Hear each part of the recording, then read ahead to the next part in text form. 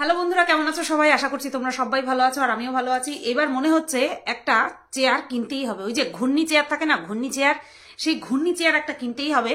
আর একটা টেবিল সামনে রাখতে হবে যেখানটায় কিনা আমি ক্যামেরা সেট করব।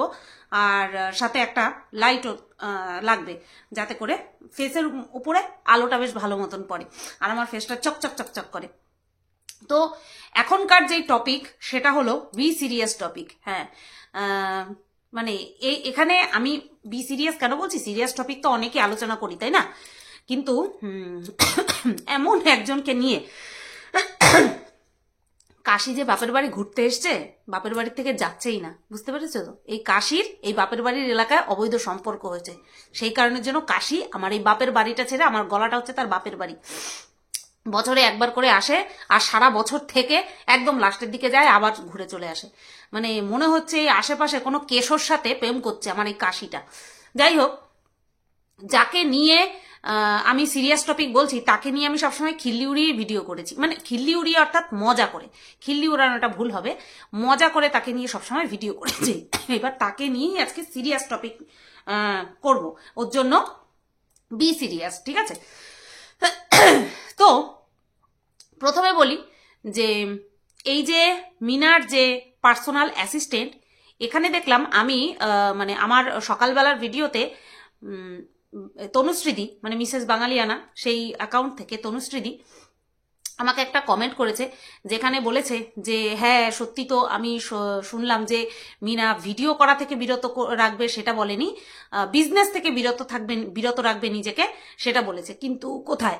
আজকে তো আবার দেখলাম কমিউনিটি পোস্ট এই কিছুক্ষণের মধ্যেই আসবে, আমার এই ভিডিওটা পোস্ট হতে হতে হয়তো ও মানে লাইভে চলেও আসবে জাঙ্ক জুয়েলারি নিয়ে।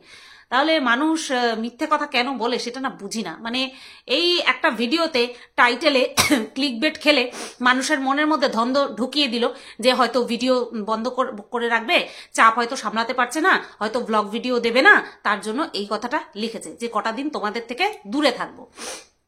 অথচ ভিডিওতে ছিল কি বিজনেস থেকে দূরে থাকবে। কিন্তু সেই কথাটাকে কেন্দ্র করে ক্লিকবেট খেলে ভিউজ কামিয়ে নিয়ে মানুষের ইমোশনস নিয়ে খেলা করে আবার দেখলাম লাইভে চলে এসেছে। মানে লাইভের আর কি ওটাকে কি বলে, ডিসক্লেমার দিয়ে দিয়েছে যে আমি লাইভে আসছি। তো এগুলো করে এরা কি লাভ পায়? কি লাভ পায়? ওই যে মানুষের ইমোশনস নিয়ে খেললে পরেই তো ভিউজটা বেশি আসে না। যতই বলো না কেন ভালো ভালো ভালো ভালো, ভালোর মধ্যেও কিন্তু থাকে খুঁত, থাকে। খুঁত ব্যতীত কি মানুষ হয়? খুঁত থাকবেই থাকবে।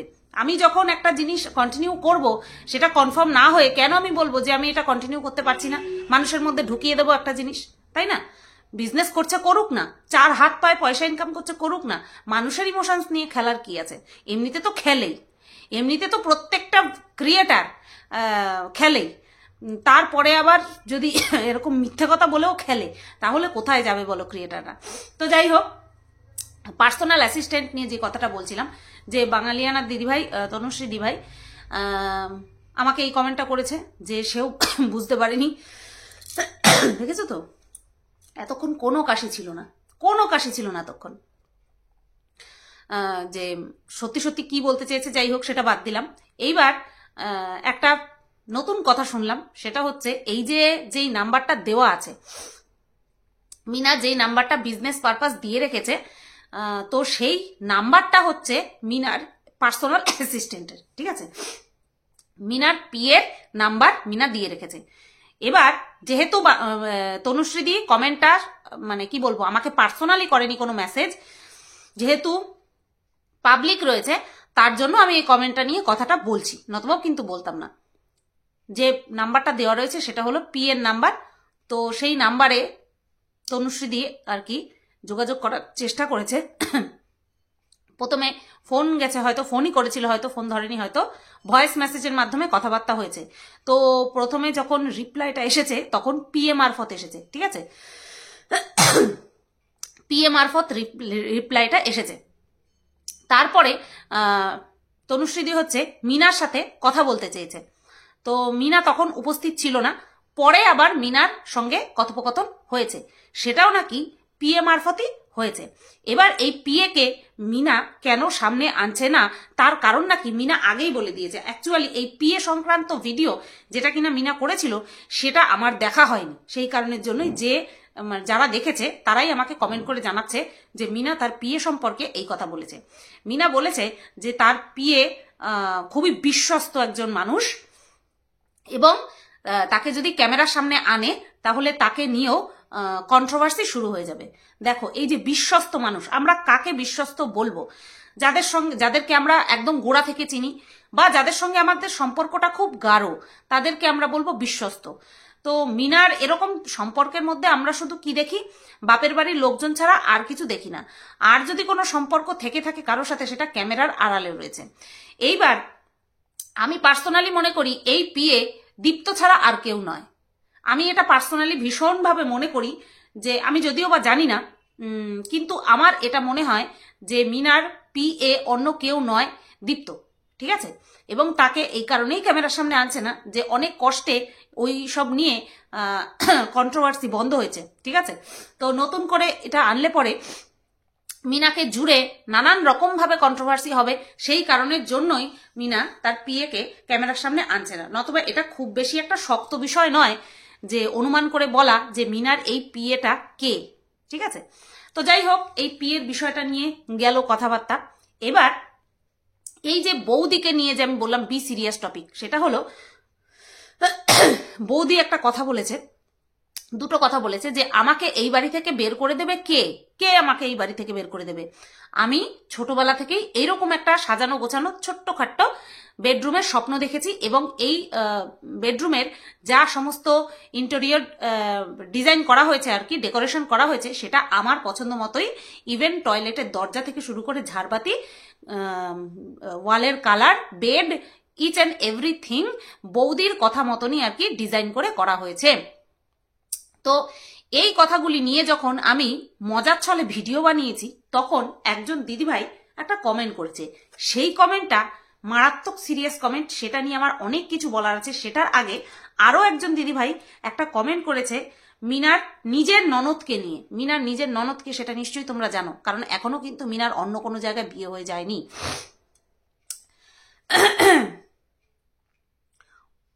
পৌলমী কাঠ লেখা, যাই হোক, পৌলমিদি। আমি মিনার ননদকে 2015 শেষ থেকে দেখি, বুঝতে পারছো কতটা পুরনো ভিউয়ার। আজ মিনার পাশে কেন আছি? কারণ ওই মিনার ননদের কথা বলছে। মিনার ননদ যখন চ্যানেল বন্ধ করার পর যেইভাবে দুটো চ্যানেলের জন্য মিনা খেটেছিল, বা বেচারা প্রেগনেন্ট অবস্থার সময় ভিডিওগুলো কখনো দেখো। আজ যেই বাড়ির জন্যে ও নিজের ঘট ভেঙে টাকা দিয়েছিল, বাড়ির জন্যে ইট তুলেছিল, আজ ও কি পেল? দুটো চ্যানেল নিয়ে নিল, মোবাইল ফোন, টাকা বাজারে বিক্রি করলো। মানে মোবাইল ফোন, টাকাও নিয়ে নিয়েছে আর ওকে বাজারে বিক্রি করছে, এটা বলতে চেয়েছে। আর 1 বছরও হয়নি একজন এসে এইভাবে কথা বলছে। আমি আজ অনেকের কমেন্ট বক্স দেখেছি, আমার মতন যারা পুরনো ভিউয়ার্স তারা কিন্তু এটা মানতে পারেনি। She is too arrogant. না, এই কমেন্টটার কথাই, হ্যাঁ, এই কমেন্টটার কথাই, শি ইজ টু অ্যারোগেন্ট। এখানটা অ্যারোগেন্ট বৌদিকে বলা হয়েছে। মন থেকে চাই বেচুর কাছে আসুক আর বেচুর মা দেখুক তার পরিণতি কি হয়। মিনার পছন্দে ওই বাড়িতে কিছুই কিন্তু সেইভাবে হয়নি। ও ছিল ফন্দীপের একটা কাজ করার লোক, ও কারুর না। মনে তো হয় ফন্দীপ কি গটাপ, আচ্ছা, ফন্দীপের গটাপ ছিল আগে থেকেই, যেখানে মিনা ফাঁদে পা দিয়েছে।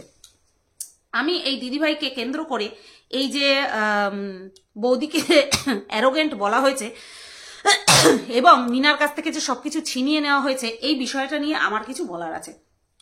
মিনার কাছ থেকে কি কি ছিনিয়ে নেওয়া হয়েছে, কি কি মিনা পায়নি। আসল কথা, আমরা একটা কথা খুব মানি, নিজেদেরকে এই কথাটা বলি, অপরকেও এই কথাটা বলি, সেটা হলো যা হয় ভালোর জন্য হয়। ভগবান যা করেন ভালোর জন্য করেন। কিছু কিছু ক্ষেত্রে এই কথাটা সত্যি আমরা চাক্ষুষ দেখতে পাই। কিন্তু বিশ্বাস করো কিছু কিছু ক্ষেত্রে মনে হয় যে এরকম ভালোর কি দরকার ছিল? সত্যি কি এরকম ভালোর দরকার ছিল? আজকে মিনার কাছ থেকে তার 2টো চ্যানেল নিয়ে নেওয়া হয়েছে, যেই চ্যানেলে সবসময় ওই বেশিরভাগ ভিডিও করত এবং ঘট ভেঙে টাকা দিয়েছিল, আমরা সবাই দেখেছি।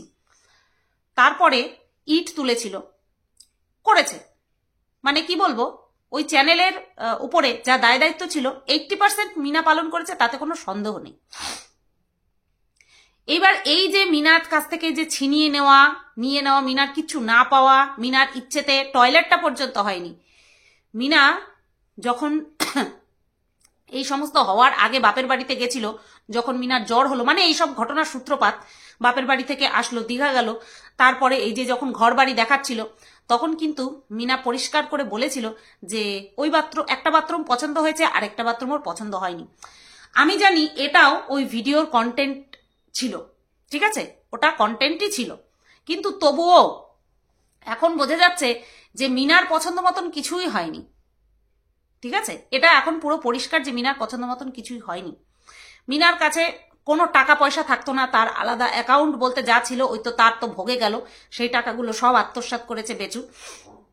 এবার এই যে কিছুই পায়নি, তারপর এই যে তার বেরিয়ে যাওয়া, তারপরে নতুন করে শুরু করা, তারপরে নিজের চ্যানেলের নিজের মালিক হওয়া, তারপর সমস্ত টাকা নিজে হ্যান্ডেল করা, এখন নিজের পছন্দ মতন খাওয়া, ড্রেস আপ, ঘুরতে যাওয়া, সমস্ত কিছু নিজের পছন্দ মতন করছে। একদিক থেকে ভগবান যা করেছে ভালোর জন্য করেছে। এই সমস্ত ইচ্ছা পূরণ করা, এগুলো তো খুব মানে কি বলবো, তুচ্ছ জিনিস। সবচেয়ে বড় কথা হচ্ছে ওই যে একটা মানসিক নির্যাতন থেকে ও রেহাই পেয়েছে, এটা হচ্ছে সবচেয়ে বড় পাওনা। আর এই জিনিসটা দেখে, এই যে ওর এত বড় পাওনা, মানসিক যে রিল্যাক্সেশন একটা বলতে পারো, যে একটা পরাধীনতা, এটা থেকে যে মুক্তি পাওয়া, এটা দেখলে মনে হয় যে ভগবান যা করেন ভালোর জন্য করেন। কিন্তু বিশ্বাস করো, ওই বাচ্চাটার কথা যখন মনে পড়ে, এবং সবচেয়ে বড় কথা হচ্ছে ওই বাচ্চাটার সঙ্গে ভবিষ্যতে কি হতে চলেছে সেটা যখন মনে পড়ে, তখন মনে হয় যে সত্যি যা কিছু হয় সবই কি ভালোর জন্য হয়। এরপরে এই কথার পরিপ্রেক্ষিতে তোমরা অনেকে বলতে পারো যে বাচ্চাটা মিনার কাছে যখন চলে আসবে তখন সব ঠিক হবে। কে গ্যারান্টি দিয়ে বলতে পারে বলো তো? বাচ্চাটা যখন মিনার কাছে আসবে তখন সত্যিই বাচ্চাটা ভালো থাকবে, কারণ সৎ শব্দটা দুজনের পক্ষেই প্রযোজ্য। মানে বেচুর কাছে থাকলে, বাবার কাছে থাকলেও সৎ মা আসবে, আবার মায়ের কাছে থাকলেও সৎ বাবা আসবে। জানি না কতদূর কি হবে, সত্যি বলছি কতদূর কি হবে সেটা ভেবে কুলকিনারা পাই না। সবচেয়ে বড় কথা হচ্ছে বাচ্চাটার জন্য, এই যে যা হয় ভালোর জন্য হয়, বাচ্চাটার জন্য কি কোনো দিক থেকে ভালো হলো? আমার মনে হয় না বাচ্চাটার জন্য কোনো দিক থেকে ভালো হলো। তো এই যে যা হয় ভালোর জন্য হয়, এই কথাটার পজিটিভ দিকও আছে, আবার যা হয় সব কি ভালোর জন্য হয়, এই কথাটার একটা নেগেটিভ দিকও আছে। মিনা অনেক দিকে পেয়েছে, আবার মিনা অনেক দিক হারিয়েওছে। যেমন কিনা তার গায়ে একটা দাগ লেগেছে, যে কারণেই দাগ লাগুক না কেন, তোমরা বলবে সুতপা এই 2025-এ দাঁড়িয়ে তুমি একথা বলছো? হ্যাঁ বলছি, এটা সমাজ, বাস্তব জগৎটা বড্ড কঠিন, বড্ড কঠিন। পান থেকে চুন খসলে পরে বলা বলি হবে, এই কারণেই তুমি সংসার করতে পারোনি। এটা ভবিতব্য, এই কথাটা বের হবেই, হয়তো আমাদের সামনে প্রকাশ্যে আসবে না, বাট এই কথাটা বের হবেই যে এই কারণেই তো তুমি টিকতে পারোনি, ঠিক আছে, এই কারণেই তুমি টিকে থাকতে পারোনি।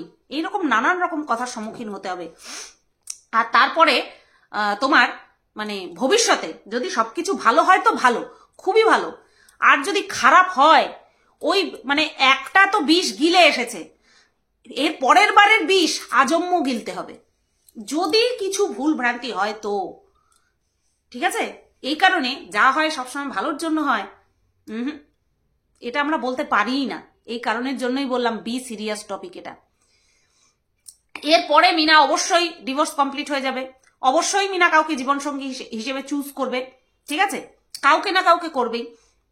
সেখানে যদি সবকিছু ঠিক হলো তো একেবারে মানে জান্নাত, আর যদি খারাপ হলো তাহলে জাহান্নুম হয়ে যাবে, তাহলে জাহান্নুম হয়ে যাবে, না পারবে ফেলতে, না পারবে গিলতে, শুধু সইতে হবে। এইবার বৌদির ক্ষেত্রে আসি। এই যে বৌদি ইজ টু অ্যারোগেন্ট, আমি মনে করি এইরকম একটা মহিলাই ওই বাড়িতে প্রয়োজন, এবং আই মিন ইট। আমি কিন্তু এটা মজার ছলে কখনো বলি না যে আমি চাই বৌদি আর বেচুকে একই ফ্রেমে দেখতে বিবাহ বন্ধনে আবদ্ধ হয়ে। আমি এটা কোনো সময় মজার ছলে কিন্তু বলিনি, আমি এটা একদম সিরিয়াসলি বলেছি। কারণ এই 1-1.5 বছরে আমি বেচুর ফুল ফ্যামিলির যে রূপ দেখেছি, তাতে করে একটা বিষয় পুরো পরিষ্কার, ওখানে নরম মনের কেউ টিকে থাকতে পারবে না। ওখানে নরম মনের কেউ টিকে থাকতে পারবে না। ওখানে অ্যারোগেন্ট হতে হবে, ওখানে শার্প দিমাগওয়ালি থাকতে হবে, ওখানে করেঙ্গে ইয়া মরেঙ্গে এরকম একটা মেন্টালিটি থাকতে হবে। ওখানে এরকম মানুষ থাকতে হবে যে কিনা মনে করবে তোড় দেঙ্গে ফোড় দেঙ্গে पर तुझको नहीं छोड़ेंगे, এরকম একটা মেন্টালিটি থাকতে হবে। আর বৌদি ইজ একদম অ্যাপ্রোপ্রিয়েট, বৌদি একদম অ্যাপ্রোপ্রিয়েট মেম্বার ওই ফ্যামিলিতে। কিন্তু একটাই কষ্ট ওই ছোট বাচ্চাটার জন্য, বেচু আর বেচুর মা, এদের দুজনকে ওই বৌদিই পারবে আঙুলে নাচাতে আর একদম এক্স্যাক্ট রাইট ওয়েতে, রাইট ট্র্যাকে নিয়ে যেতে তাদের। ঠিক আছে, এই বৌদিই পারবে। কিন্তু চিন্তা ওই একটাই, ওই ছোট বাচ্চাটাকে নিয়ে। আমি বরাবর বলে এসেছি, ওই বাচ্চাটাকে ছাড়া এই ধেরে গুলোকে নিয়ে আমার কোনো কথাই নেই। উল্টে এদের চরম শিক্ষার প্রয়োজন। বলে না, মুখ থেকে আমরা এমন কথা বের করি যেটা কিনা সত্যি না, কিন্তু সেই মিথ্যে কথা বলে আমরা অন্যকে কষ্ট দেওয়ার চেষ্টা করি বা দোষারোপ করার চেষ্টা করি। ওটা কিন্তু ভগবান বসে বসে দেখেন, আর সেটাকে বলেন যে নে খুব তো মিথ্যে কথা বলে সিম্প্যাথি কামালি, খুব তো মিথ্যে কথা বলে অন্যকে দোষারোপ করলি, অন্যকে খারাপ সাজালি, এবার এটাই তোর সঙ্গে হবে। সেটা কি, 5 বছর ধরে নাকি ঝিয়ের কাজ করেছে, মনে পড়ে মাল রিকভারির পরে। এখন তো সবকটার গলার আওয়াজ নিভে গেছে, কারণ সবকটার আসলিয়াত সবার সামনে চলে এসেছে। কিন্তু একটা সময় এরা পুরো একেবারে ঘাটি গেড়ে বসে তিনজন মিলে ওই মেয়েটাকে অপমান করত, ছোট করত, তারপরে হচ্ছে ফুল ফ্যামিলিকে ছোট করত। ঠিক আছে, এখন গলার আওয়াজ একেবারে গর্তে ঢুকে গেছে। এক সময় বলেছিল মাল রিকভারির পরে যে 5 বছর ধরে তো আমি এমনি ঝিয়ের কাজ করেছি।